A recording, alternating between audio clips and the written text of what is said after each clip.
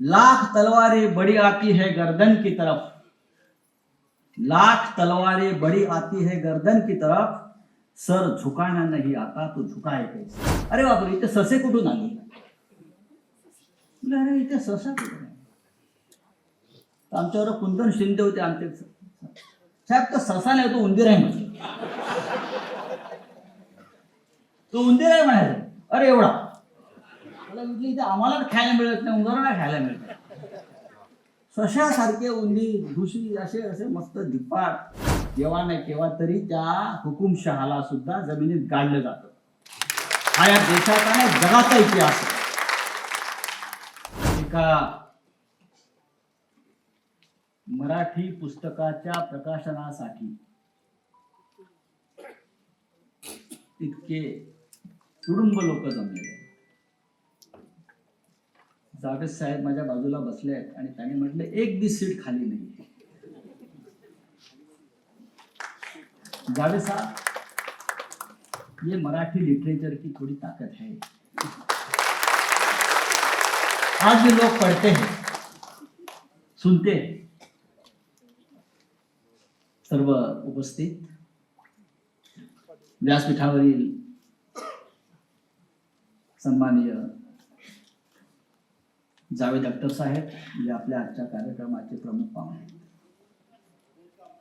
आणि त्यांच्या इतकी योग्य व्यक्ती आजच्या कार्यक्रमाला लाभली असती असं मला वाटत नाही. ते नुसते कवी, लेखक, पटकथाकार नाही. जिथे जिथे अन्याय होईल, देशात जिथे काही चुकीचं घडेल, तिथे जावेद साहेब हे सातत्यानं आपला आवाज उठवित असतात. आणि म्हणून जावेद साहेबांचं इथे असणं हे अत्यंत आमच्यासाठी प्रेरणादायी. माननीय शरद पवार साहेब, त्यांच्याशिवाय हा कार्यक्रम होऊच शकत नाही.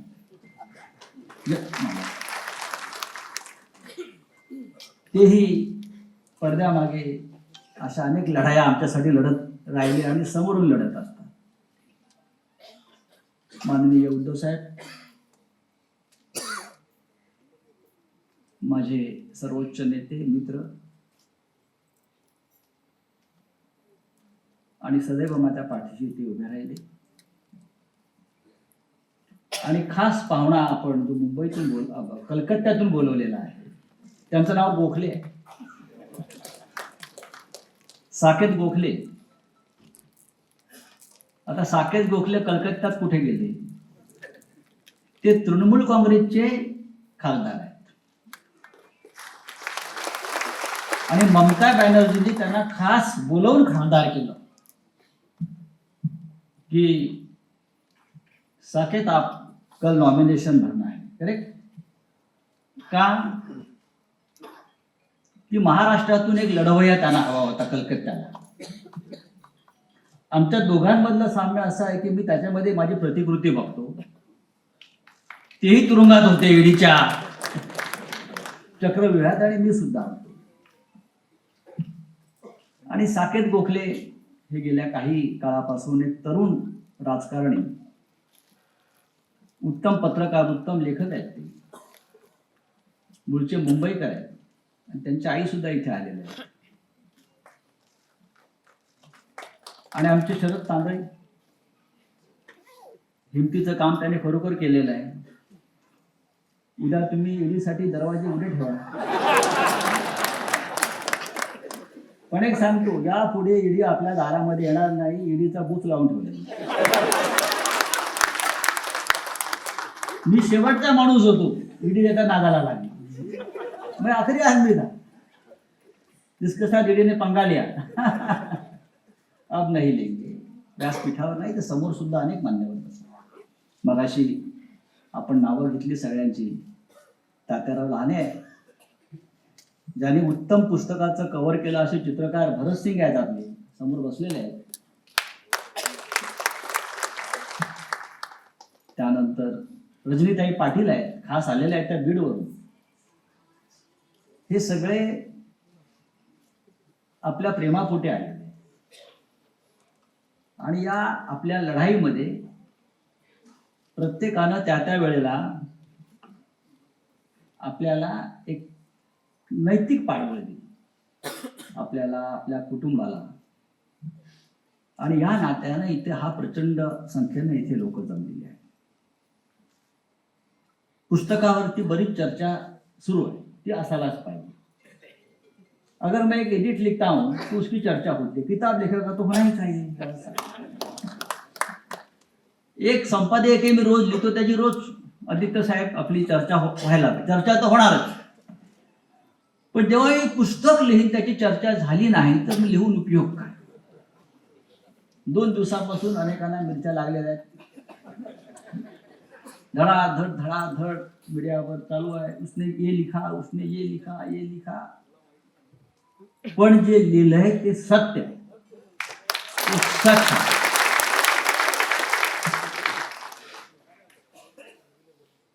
आणि माझी ओळख ही जी बाळासाहेबांमुळे झाली, माननीय बाळासाहेब ठाकरेंमुळे झाली, ती सत्य आणि नीतिमत्ता या 2 गोष्टींची तू का सोडू नकोस, हे जेव्हा बाळासाहेबांनी मला वारंवार सांगितलं ते मी शेवटपर्यंत पाहिलं. जावेद साहब, आपकी 2 लाइनें मुझे हमेशा याद आती है. जो बात कहते डरते हैं सब, वो बात तू लिख. इतनी अंधेरी थी न कभी पहली रात, लिख.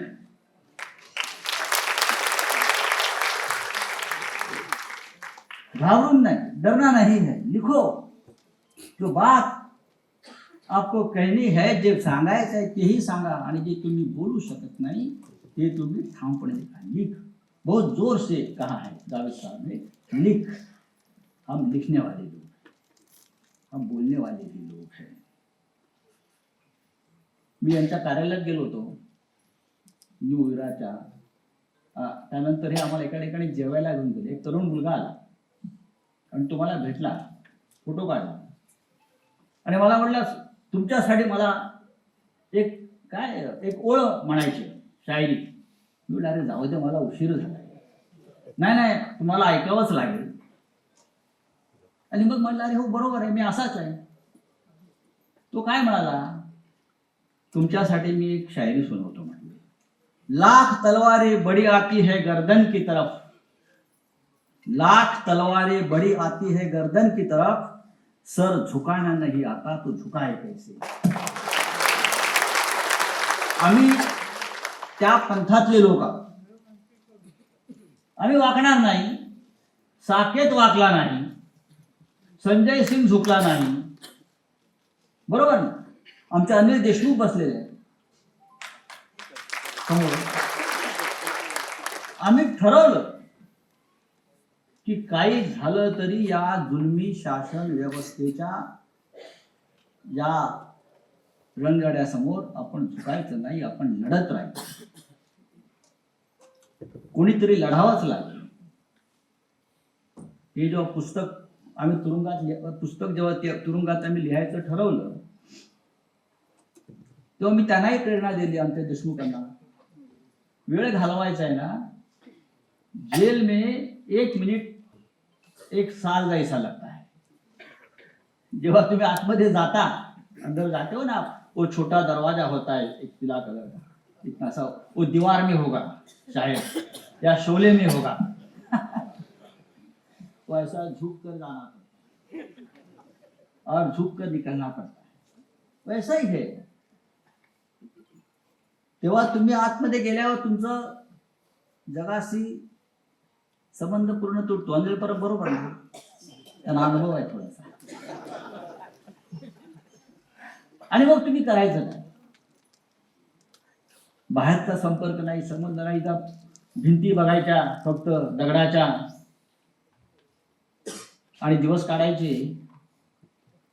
अशामध्ये लिहिणं, वाचणं, चांगला विचार करणं सकारात्मक, आणि उद्या मी कदाचित बाहेर पडेल हा चांगला विचार करायचा. कधी देशमुख साहेब बाहेर पडले, आज तुमचा जामीन होणार आहे, डोंट वरी. असं कधी मी गेलो, तुमचं आर्ग्युमेंट चांगलं झालं, त्याच्यामध्ये आमचे 2, 4, 5 महिने असे निघून जातात आणि त्यातून एखादा कोणी सुटलाच त्या अख्ख्या परिसरात, तर तो कसा सुटला त्याच्यावरती ते अख्खं जजमेंट घेऊन त्याचा अभ्यास करायचा. साठे बरोबर ना? अरे वो छूट गया यार, तो सुटला, त्याचं जजमेंट मागवा. मग आमचे ते प्रवीण राऊत बसले, ते अख्खं जजमेंट वाचणार. सगळे जजमेंट वाचत बसल्यावरती कोणता पॉइंट काय हे सगळे तुरुंगातले लोक बॅरिस्टरहून बाहेर पडतात. महाराष्ट्र सगळे बॅरिस्टर 8 दिवस जरी तुरुंगात राहिला तरी तो सर्वोच्च न्यायालयापासून हायकोर्टापर्यंत कसं चालवायचं कोर्ट आणि कोणता जज कोणतं बेंच, ये क्या है, ये सब पूरा एकदम PhD. असं एक वेगळं ते जग आहे. पण त्यातून आता आपण आलो, एक राजकीय लढाई असते. आम्ही ज्या ऑर्थोडॉक्स तुरुंगात होतो, एकदा आम्ही उभे होतो असे आणि मला वाटलं की अरे बापरे, इथे ससे कुठून आली. अरे इथे ससा कुठून, आमच्यावर कुंदन शिंदे होते आमचे साहेब. तो ससा नाही, तो उंदीर आहे म्हणजे. तो उंदीर आहे म्हणायचं. अरे एवढा मला म्हटलं इथे आम्हाला खायला मिळत नाही, उंदरांना खायला मिळत. सशासारखे उंदीर, घुशी, असे असे मस्त धिप्पाड. देशमुखांनी त्यांना सुंदर नावं ठेवली होती. आता त्यांच्याविषयी बोलणं बरं नाही, तर राज्याचे मुख्यमंत्री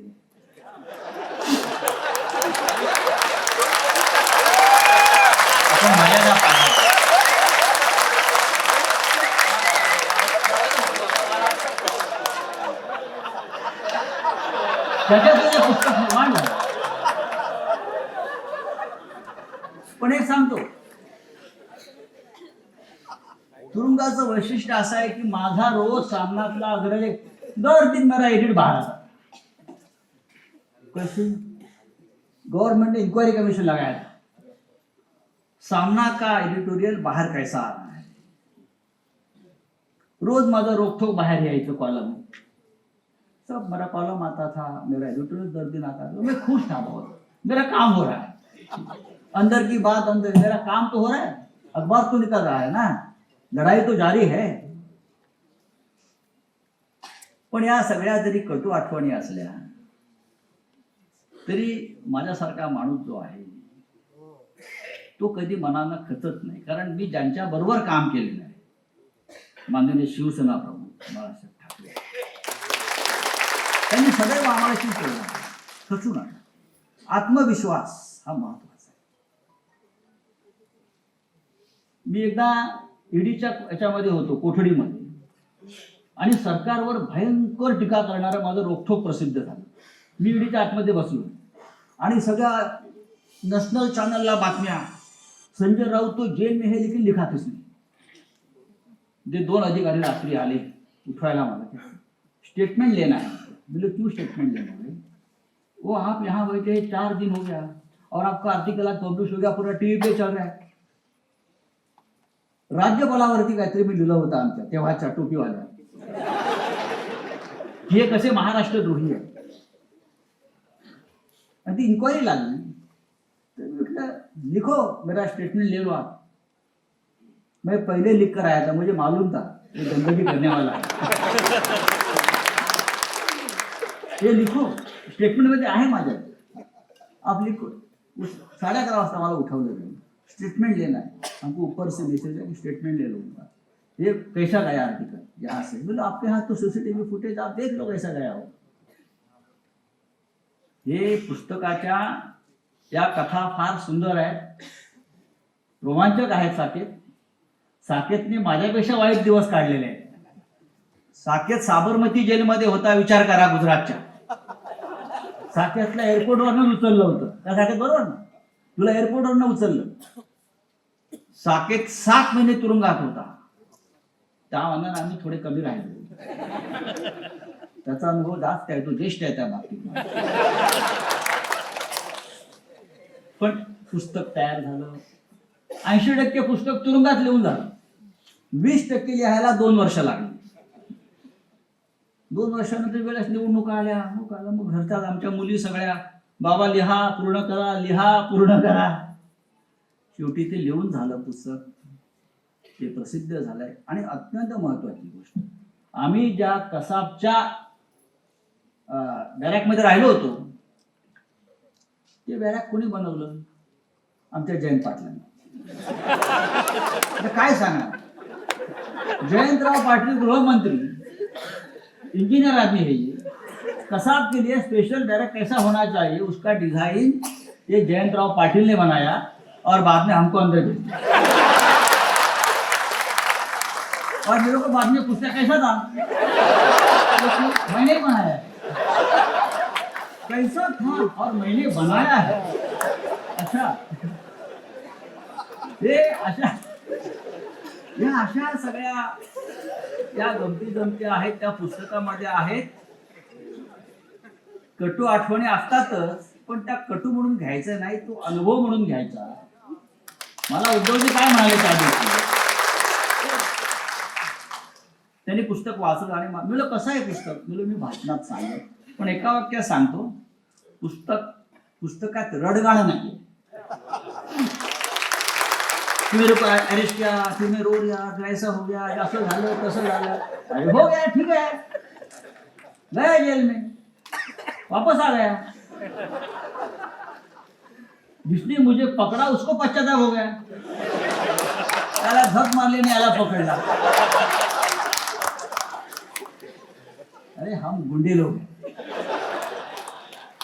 हम जेल जाने से नहीं डरते और देश को ऐसे लोगों की जावेद साहब अब जरूरत है. लोहा लोहे को काटेगा अभी. हम सब लोग जो है, साकेत है, हम है, आप जैसे हमारे मार्गदर्शक उद्धव जी है, पवार साहब है, पूरे देश में एक माहौल बन गया है. हे महाराष्ट्र है. या पुस्तकाचं सार काय आहे? 2 गोष्टी आहेत पवार साहेब. मी सकाळी पण सांगितलं, हे पुस्तक राजकीय आहे. ज्याला विरोधी पक्षात काम करायचं आहे त्याने पुस्तक वाचलं पाहिजे. ज्याला सत्तेची चाटुगिरी करायची आहे, सत्तेसाठी सर्व काही करायचं आहे, उसके लिए किताब नहीं है. जिनको अपोजिशन में, ज्यांना विरोधी पक्षात राहून देशाचं काम करायचं आहे, त्याने हे पुस्तक वाचलं पाहिजे. आणि एका वाक्यात सांगतो, या पुस्तकाचा सगळ्यात शेवटचा सार असा आहे की महाराष्ट्र गांडू नाही. महाराष्ट्र बदलून चालवणार हे या पुस्तकाचा एक भाग. आमच्यासारखे असंख्य लोक आहेत, अनेकांना त्रास झाला, आणि परमना त्रास झाला. असंख्य लोग हैं जो झुके नहीं. आज भी लड़ते रहेंगे. आज भी मैं कोर्ट में जाता हूँ, जज के सामने खड़ा रहता हूँ, बोलिए क्या है, वापस आदेश करेंगे, क्या करोगे आप? तानाशाह कब तक तानाशाही करते रहेगा. केव्हा नाही केव्हा तरी त्या हुकुमशहाला सुद्धा जमिनीत गाडलं जातं. हा या देशाचा आणि जगाचा इतिहास आहे. तेव्हा मित्रांनो, आपण सगळे मोठ्या संख्येने इथे आहोत. आज माझा भाषणाचा दिवस नाही, मी मगाचपासून सांगतोय. भाषण करायला उत्तम माणसं इथे आपण आमंत्रित केलेली आहेत आणि त्यांचं आपण ऐकूया. पण आपण ज्या उत्साहामध्ये इथे आलेला, ते माझ्यासाठी अत्यंत प्रेरणादायी आहे. त्या पुस्तकातून लढण्याची प्रेरणा जरी 100 लोकांनी घेतली तरी या महाराष्ट्रातून आणि देशातून हुकुमशाही पूर्णपणे नष्ट होईल, गाडली जाईल. आणि जे राज्य आपल्याला अपेक्षित आहे लोकशाहीचं, ते या देशात आणि महाराष्ट्रात ते एकच मी सांगतो, आणि तोच तो आपल्याला जाणतो. हा नरकातला स्वर्ग काही लोकांनी महाराष्ट्राचा नरक केलेला लक्षात घ्या. आणि ती स्वर्ग करण्याची प्रक्रिया आता सुरू होईल. जय हिंद, जय महाराष्ट्र.